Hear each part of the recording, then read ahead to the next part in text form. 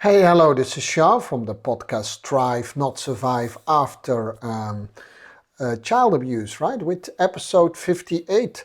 Goes really fast. Yes, last exactly was last night because I recorded my podcast pretty late actually.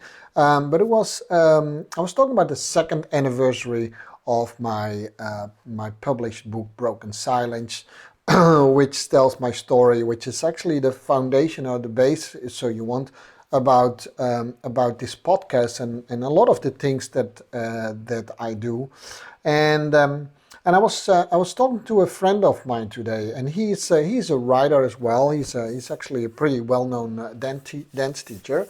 Um, I think he's okay. If not, then I apologize up front, but I think he's okay because I spoke to him quite a bit about it. He's okay if I mention him name once in a while. His name is Ton Great, and he's a very good dance choreographer and dance teacher. And one of the things that happened when he read my book for the first time, I think I spoke about this already, but I'm going to tell you that one more time. That whole story. About actually, it's a year ago. A year ago, we started to make a dance from my book Broken Silence, but the story goes a little bit further back because about 1.5 years ago, yeah, time goes a little bit fast actually. Um, about 1.5 years ago, I called Ton and said, "Hey, would you mind helping me choreographing a dance based on my book Broken Silence?" And he said, "No, that would be my pleasure." And I said, "Well, wait a minute. You maybe don't know what my book is about." He said, "Well, you talked to me a little bit about it in the past, but," I said, it's about sexual abuse, but more so, I want to have a voice in stopping sexual abuse, and the dance need to portray that. It doesn't not only need to portray my story, but it also need to portray what it stands for. Does that make sense?" I said to him, and he said, "Yeah, it makes totally sense." And due to our calendars and schedules, and he is in the Netherlands. He travels a lot, and that was before COVID-19, so we could travel a lot. I live in Dallas. I typically travel a lot too, so it was a little bit hard for us to find a time in where we could meet for to create the dance. So, but we came to a date, and it was December 2019. That's when we would do the first choreography of it and stuff like that. So my partner and I, Irene, we flew to the Netherlands. There was a nice time to celebrate Christmas there as well, by the way. But we flew to the Netherlands, and then we started to choreograph the dance. But before that, about a week or two maybe before that, I called if he already had read my book. And he said, no, I had very little time to read the book. And I said, "Ton, it's actually not a long read. It's not an easy story to digest, but it's not a very long read, so why don't you read it?" He said, "Well, maybe you can send me the summary." And it's not that he didn't want to read it, but first of all, he said, "Okay, English is not my first language, so that's maybe a little bit harder for me to read, and I'm very busy." So I told him it's a time, and the reason why I take a little bit time to explain that is not that he resisted to read it. He just never read the book before, but he promised me on my way from the Netherlands to, I think he had to go to Russia to do some work. He said, "I have some time. I'll promise you I read it." And I said, "Okay, that's fine." But while he was traveling, so to speak, right, I started to receive messages from Tom, and I started to see and to hear that he got into the book, right? That he really understand what the story is about. And one of the things he said, and he made a nice testimonial for me, by the way, on this, and I'll post that for you, by the way, to that testimonial. But he said to me, "It's I didn't know." He said, "I didn't know what you went through. I definitely did not know what impact this could have on someone's life. And I also did not know how many people are affected by this. So I know Ton for a long time. He's a really, really good, outstanding guy. And he never, met someone, at least not that he knew, who was affected by sexual abuse. So after reading the book, he got way more interested. He said, we need to do more. We need to bring this to the world. This cannot wait, right? You need to do way more, Ja, and we're going to make this dance. And he got so interested in the topic, he started to ask his wife and the people around him. And then he said, well, either I wasn't completely naive or oblivious, but there's a lot of people who are affected by this. We need to do something about it. So he was very motivated. He still is, by the way, until today. And he said, your book is almost like a workbook. He used markers and stuff like that. It was really awesome to see. And today, actually, I spoke with him. Due to COVID-19, we didn't have a lot of time to meet each other. Since that time, back in December, the choreograph is, rudimentary, finished. We still need to put some things to it. Other things came in between. COVID-19, everyone had that. One of the things is that he is writing a book. I'm writing a book, but so we speak on a bi-weekly, monthly base at least, about things that we are writing and working on. And one of the things that we said, and this is something that I want to make clear today, a lot of the things that actually happened to me and the people that I work with, those are not really pretty stories, right?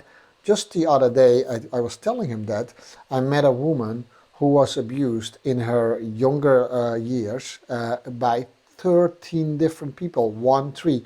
Can you imagine? 13 different people. I was abused, and it was not only by one person, there was multiple, but it was not like 13. I said to him, it cannot be any crazier, right? The moment you think that you have heard every story that you can hear about this, you hear something new, and it can become even worse than before. So, and then sometimes that, guys, that stimulates me to go on, and sometimes I think, why would I actually start and do work in this environment, and it feels sometimes so heavy and negative. Now, if I work with people and I see that things are going better for them, of course, that's the biggest reward you can get. But you can imagine that if you constantly are surrounded by these type of stories, that it sometimes weighs on you. And I'm not complaining at all, right? It's completely, it's a choice to do that, right? And to some extent, it's a passion as well, right?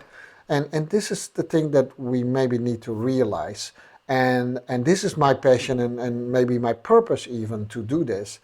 And once something or someone, and I believe in God, so I say when God give you that passion and that purpose, and it, if you don't believe in God, that's fine too. When you feel maybe in you this voice that you cannot stop, that you have to go in that direction, you actually have a responsibility to do that in the best possible way as you can. Does that make sense? Once you get that, and I'm sure I have told this thing over and over again, but I'll repeat this again, is, once you get that feeling of passion and purpose, you need to do that to the best ability as you can. And often when we talk, sometimes people call me a passion coach because I help people to become very passionate about things, but sometimes we only think about the things that we like to do and that is so nice to do. Like, I'm very passionate about dancing. And of course, I love to dance. There's almost nothing more than I like to do than be on the dance floor, right? That's how passionate I am. So there are a couple of misconfusions around passion. Sometimes we think we need to be really good at it. Otherwise, it's not a passion, which is not true. I'm not the best dancer in the world myself. I just really love to do it. And sometimes we think that purpose and passion has only to do with the things we like to do. It's nice if you like to do it, but it's not so necessary. Sometimes life brought you to a place and gave you certain experiences or knowledge or skills that you are very capable to help someone to bring that person one step further. And think about it, you only have to be one step ahead to help another person to make that same step, right? You don't have to be an expert in it. Maybe I became an expert in this topic, maybe not.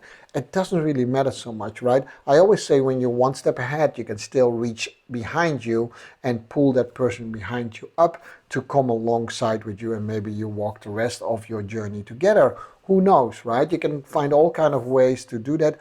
You don't have to be a specialist. Sometimes it's actually not even good to be a specialist to help someone.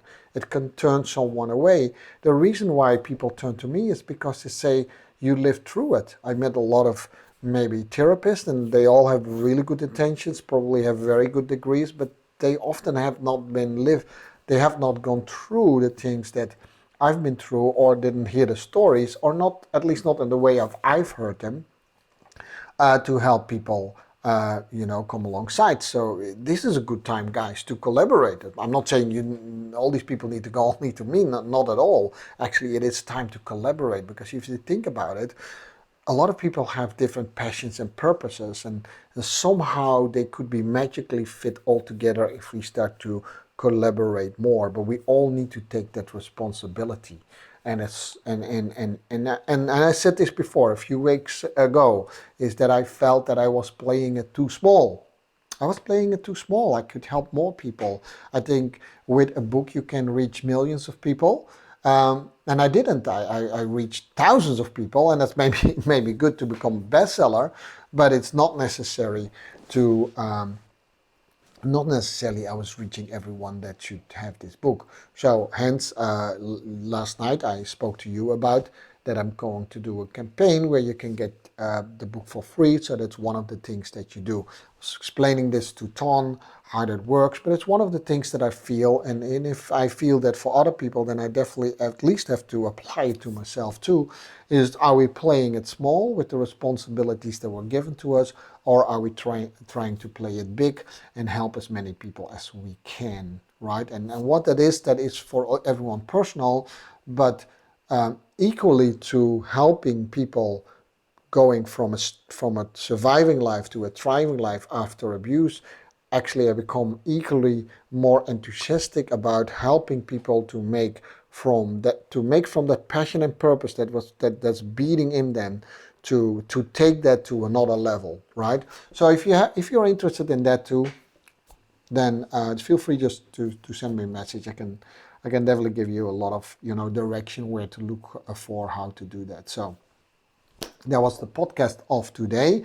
I feel actually I have to go out a little bit stronger there to help people out there. And maybe this already speaks to you, and it has nothing to do with whether you're a victim or not. One of the ways actually to get out of, the funk of where you are in, sometimes it is because we are depressed. I definitely can talk to that. We become a little bit, too much looking at ourselves, and in some days, and don't feel offended by it if I say that. Sometimes we are just, because of our own misery and the circumstances we are in, we become very self-obsessed.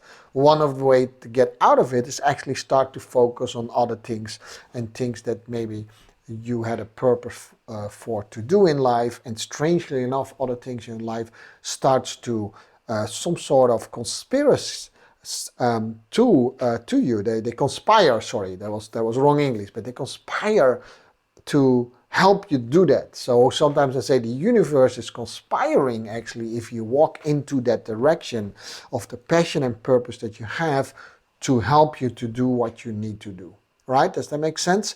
So try that. Write down for yourself, what could that be? What could that magical voice in you, what could maybe for you it's God, what could he have in store for you? Don't think that he wants to play small for you, and don't, whether you're an abuse victim or not, it doesn't really matter. They always want you. So my heart goes a little bit stronger out to those people and help them to see that something is trying to keep us always small. Something, whatever that is, we talk about that in another session maybe.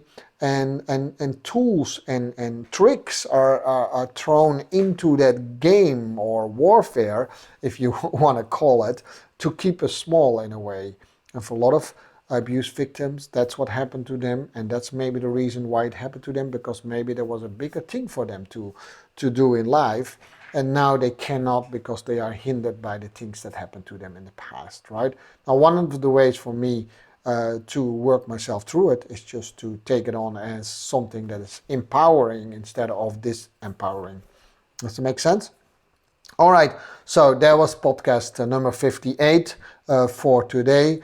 What is your passion and purpose? How can you play it a little bit bigger? Hope to see you and hear you back tomorrow again on the podcast Thrive, Not Survive After Child Abuse. This was Shah. Bye-bye.